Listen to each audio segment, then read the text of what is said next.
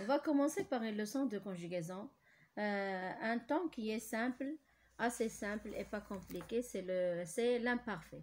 Alors, pour l'imparfait, pour conjuguer un verbe à l'imparfait, il suffit d'ajouter la terminaison AIS, je AIS, tu AIS, il AIT, elle AIT, nous IONS, vous IEZ, il AIENT et elle avec S AIENT.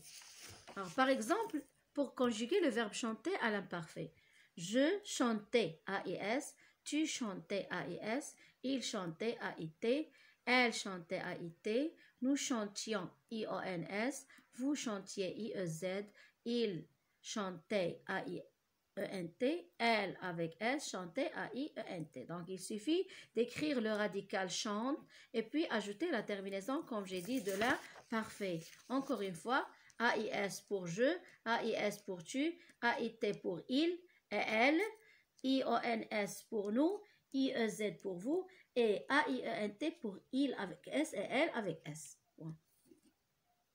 Leçon d'orthographe d'aujourd'hui. Alors, on va faire la différence entre et et. Il ne faut pas confondre et, qui est l'auxiliaire être, plutôt le verbe être, et qui est une conjonction de coordination, qui est un mot de liaison. Par exemple, et, on a par exemple la phrase « Il est magnifique ». Alors, on peut remplacer « et » par « était ». Et, c'est le verbe « être ». À l'imparfait, on peut le remplacer par le verbe « être » à l'imparfait. Ici, il est au présent. Et ici, il est à l'imparfait. Il était magnifique.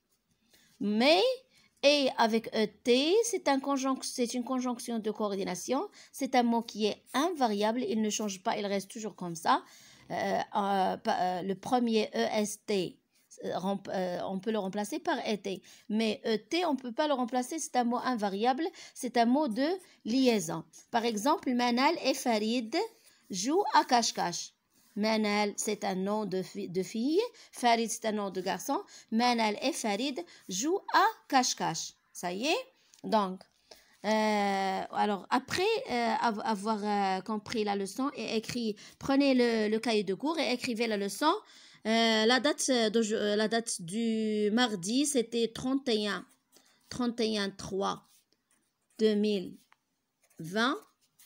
Alors, écrivez cette leçon de la page 116, la partie orthographe. Ça y est?